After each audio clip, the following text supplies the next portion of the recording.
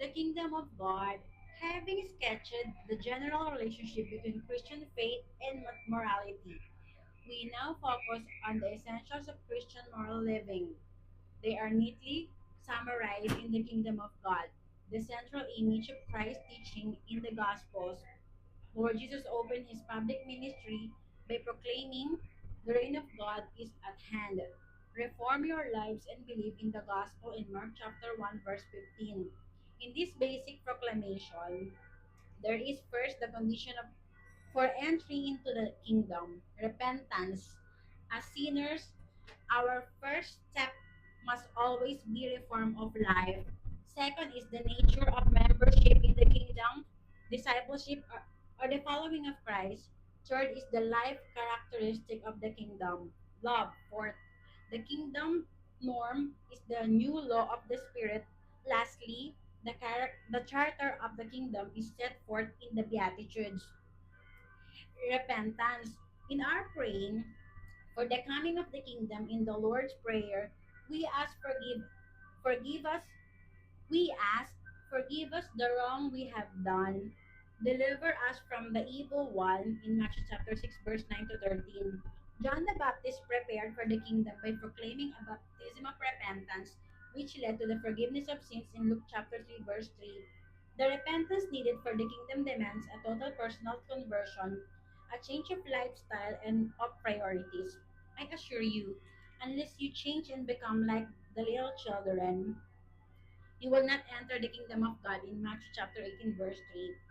As Nicodemus learned, this is impossible without being born of the water and spirit in John chapter 3, verse 5.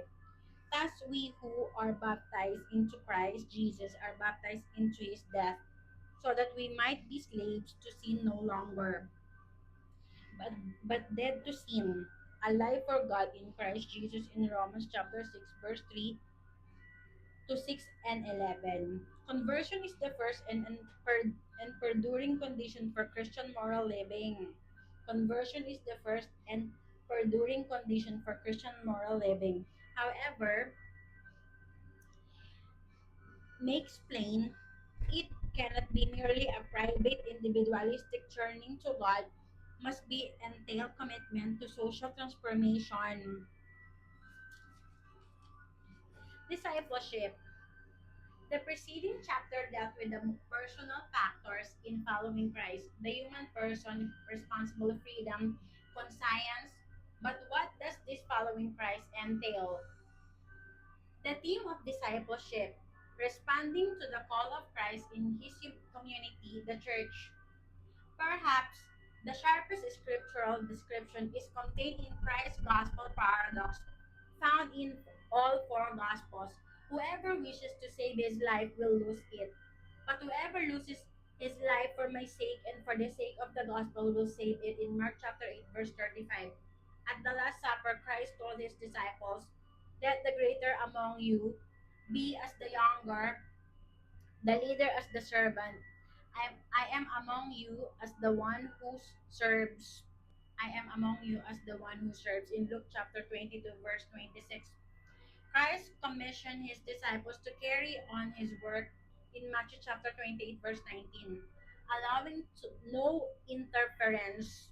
Let the dead bury their dead, but you go and proclaim the kingdom of God. Whoever puts his hands to the plow but keeps looking back is unfit for the kingdom of God in Luke chapter 9, verse 60 to 62. Personal commitment to being Christ's disciples is the key to all Christian morality. Love. The life that is love in the kingdom of God is first of all. Not that we have loved God, but that He has loved us and sent His Son as an offering for our sins in First John chapter 4, verse 10. The basis for moral living.